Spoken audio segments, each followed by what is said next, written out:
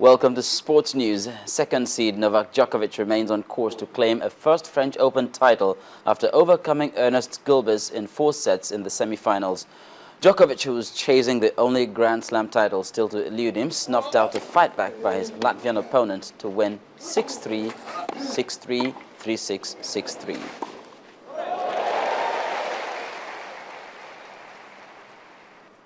And Rafael Nadal made short work of Andy Murray in their French Open semi-final, polishing off a 6-3, 6-2, 6-1 victory in just 100 minutes of one-sided action.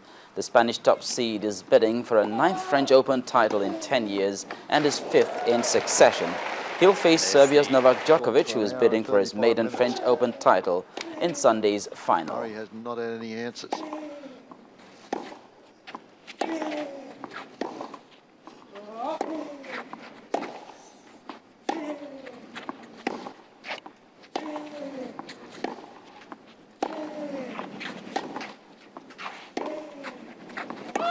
That's long as well. So Murray struggled on serve all day. At the ongoing Lagos International Badminton Classics, it will be a clean sweep for Nigeria in the women's doubles. The pair of Tosin Otolagbe and Fatima Aziz defeated Jennifer Fry and Sandra Legrange of South Africa 21-15, 16-21, 21-18.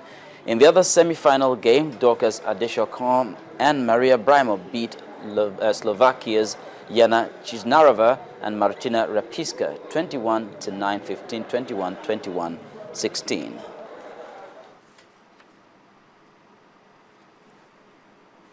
And that's it on Sports News. Bimba will be back shortly with the rest of the news at 10. On the foreign scene, the UN Refugee Agency, UNHCR, has described the drowning of 62 people off the coast of Yemen as the worst it has seen in the region this year. The incident brings the number of people who have been killed trying to cross to the Middle East this year to 121. Figures are worrying, all right. The UNHCR says 62 people drowned off the Yemeni coast, bringing the number of people who've been killed trying to make this particular crossing this year to 121. It says many thousands have fled the Horn of Africa in recent years to escape war and poverty, many coming from the Horn of Africa and Syria. From January to April, 42,000 migrants were detected on the Mediterranean, with about 25,650 of them crossing from Libya. Meanwhile, front-runner in Afghanistan's presidential election, Abdullah Abdullah, has escaped a suicide attack on his convoy in Kabul. Police said 6 people were killed in the attack, including one of Mr. Abdullah's bodyguards, and 22 people have been injured. No group has yet claimed responsibility for the attack, but fingers point to the Taliban, which has carried out several attacks like this in the past. Then, during the 70th D-Day celebrations in France today, President François Hollande urged world leaders to unite to fight global threats. He identified the threats to include terrorism, global warming, and mass unemployment. Present at today's ceremony, where about 2,000 veterans were joined by world leaders in Normandy. Finally, on the sidelines of the ceremony, the Russian and Ukrainian presidents met briefly, and both agreed there must be an end to fighting in Ukraine. Ukraine's authorities have announced an active phase of what they call an anti-terrorist operation in and around Sloviansk, which was seized by pro-Russian militants several weeks ago. A G7, which met this week, has threatened harsher sanctions on Russia if it fails to de-escalate tension in the country and recognize Petro Poroshenko as its new president. Those were today's major headlines.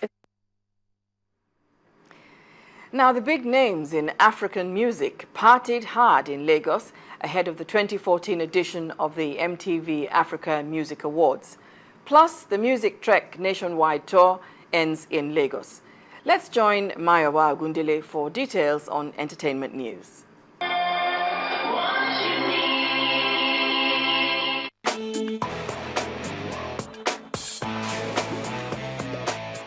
On entertainment news tonight, more than a week after Nigerian singer Kefi slumped aboard a Chicago-bound flight in the United States of America, she's still yet to come around. The Kokoroko singer's husband, Teddy Don Momo, through his publicist, confirmed that the award-winning singer has slipped into a coma. He called for all our friends and fans to pray for the quick recovery of the singer.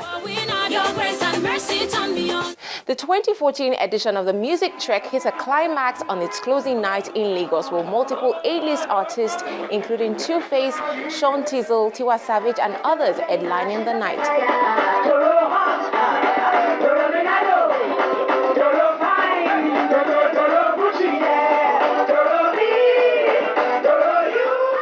And the countdown to the 2014 edition of the MTV Africa Music Awards continue with a pre-awards party in Lagos, southwest Nigeria. The event, which is headlined by the raving South African duo Mafikizolo, also witnessed performances from Nigerian acts, including Maybe Records songstress Tiwa Savage.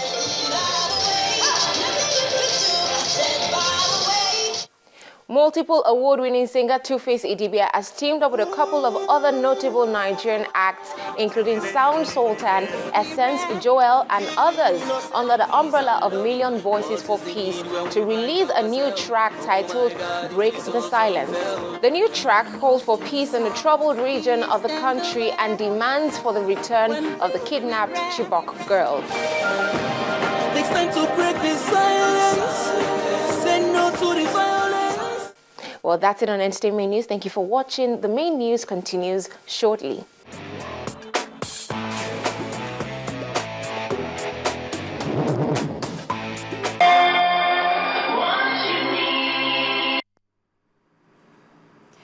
And the main news again.